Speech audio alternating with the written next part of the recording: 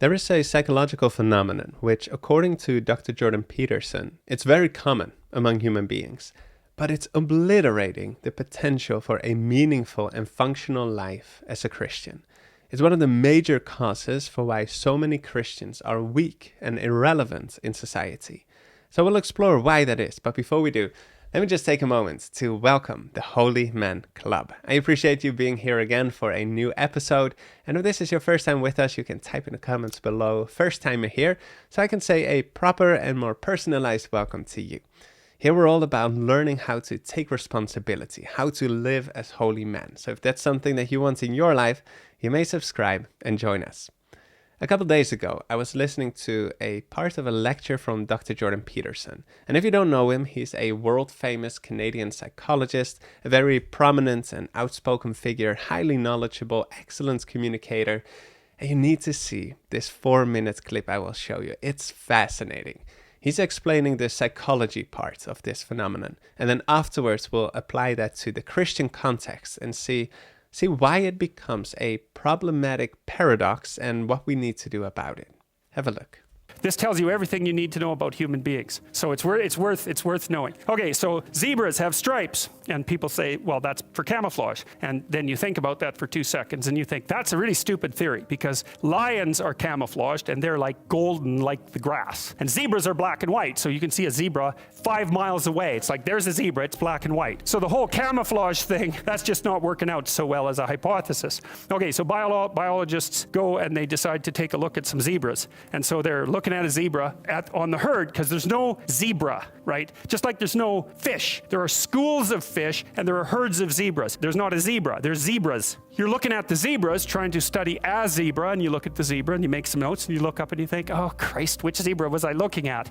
And the answer to that is you don't know because the camouflage is against the herd and the black and white stripes. There's a variety of reasons for the stripes. The flies also seem not to like the stripes, but usually things evolve for multiple reasons. But anyways, it's very difficult to parse out a zebra against the herd. You look down, you look up, it's like, uh-oh, all those damn zebras look the same. Yes, the camouflage is effective, but it's against the herd. So then you think, well, we better identify a zebra so we can see what he's up to. So then you take your Jeep and a can of red paint and a stick with a rag on the end of it, and you drive up to the zebras and you paint their haunch red a little bit, put a nice red dot on their haunch, or maybe clip their ear with a cattle clip. And then you stand back and you think, hey, I'm pretty smart. Now I'm going to watch that zebra. So what do you think happens to the zebra?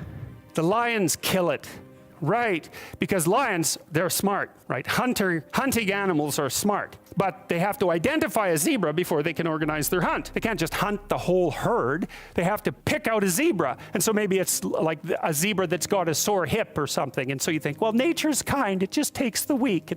No, zebra or lions like really healthy, delicious zebras, but they look like all the other healthy, delicious zebras, so they can't get a bead on them. But if they're small and just born, or if they're limping, or there's something that identifies them, then the lions can pick them out. And then they do pick them out. And so the rule for human beings is keep your damn stripes on so the lions don't get you. And I'm telling you, man, if you want to remember one thing from my class about human motivation, that's a good thing to learn. People camouflage themselves against the herd, and they like to be in the middle of the herd, which is what fish do, by the way. If you have a big school of fish, the smart, healthy, large fish are in the middle of the school. Because you know what you call fish on the outside of the school? Bait. So that's what people are doing. They're trying to move into the middle of the herd all the time. And the herd moves around, or the school moves around, and people are going, well, I'm in the middle. I'm staying in the middle here. So I've got this protective ring of people around me so the predators don't pick me out and do me in. Okay, so that's part of the reason why I said, well, you can't sell something to someone for success, because you're thinking, well, people are aiming at success. Don't be thinking that. It's not by any means necessarily true.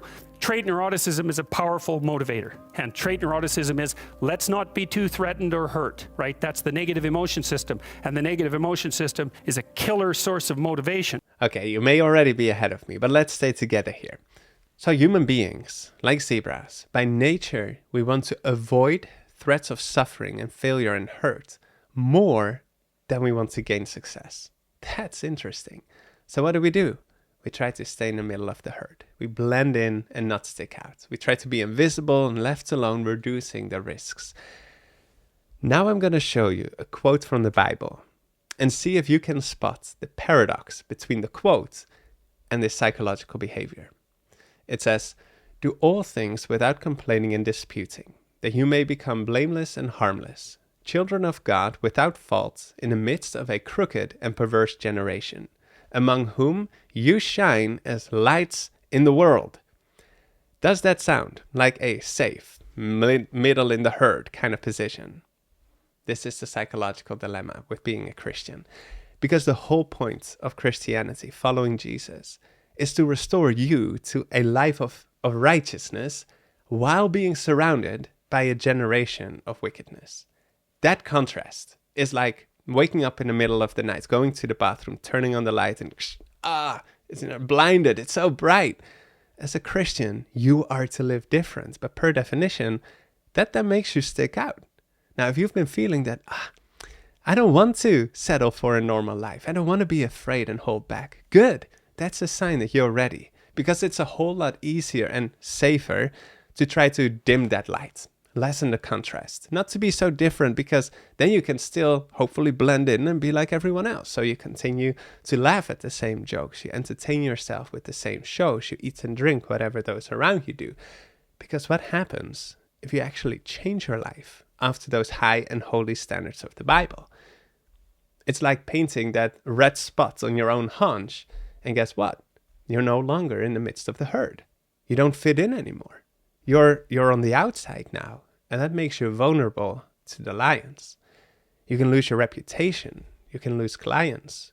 Your friends and family may make fun of you and exclude you kind of from their group.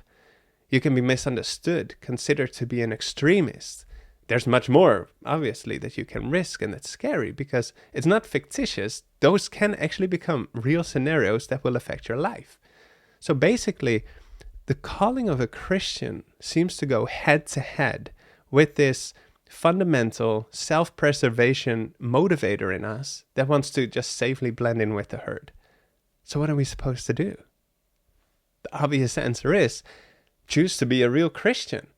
Learn to override this negative emotion system and instead let the highest motivator in you become a love for God and righteousness, to care more about the standards of holiness and wanting to shine as bright as you can, rather than caring so much about the risks that it will personally expose you to.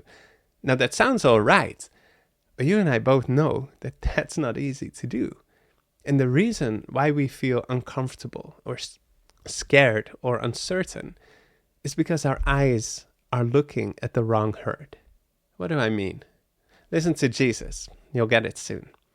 Jesus says, "And he who does not take his cross and follow after me is not worthy of me.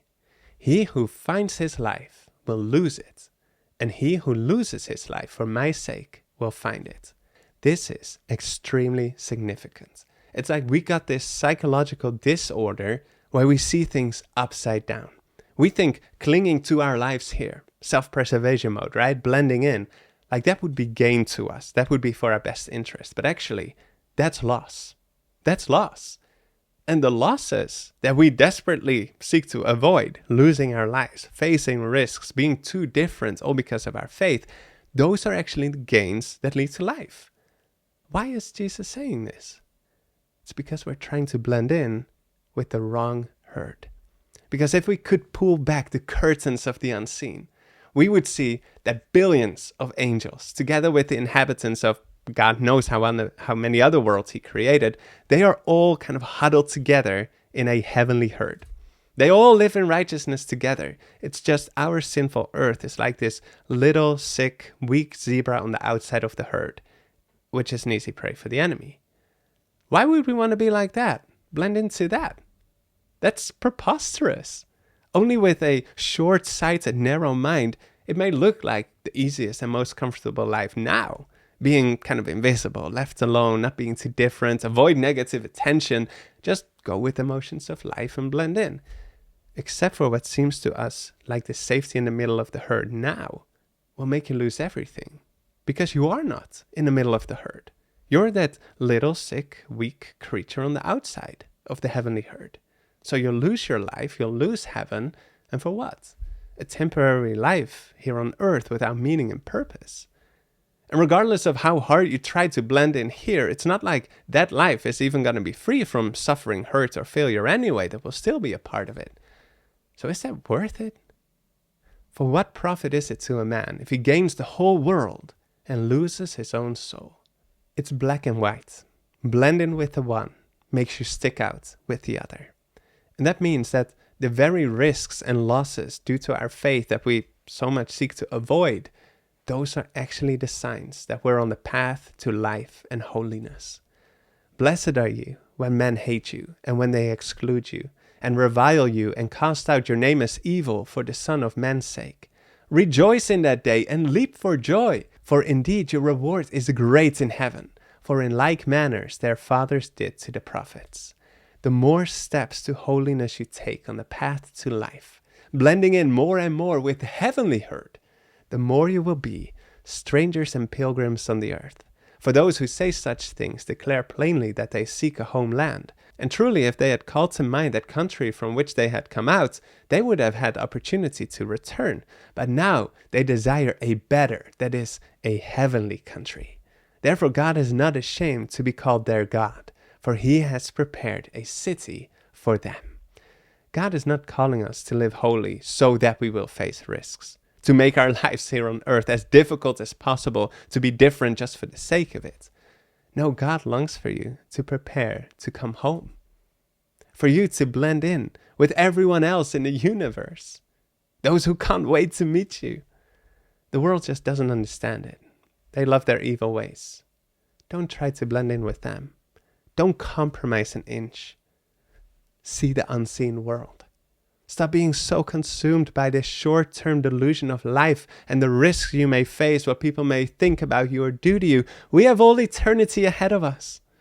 And soon Jesus the shepherd will come and unite us with the rest of our friends in the holy herd in heaven. So holy man, stay focused.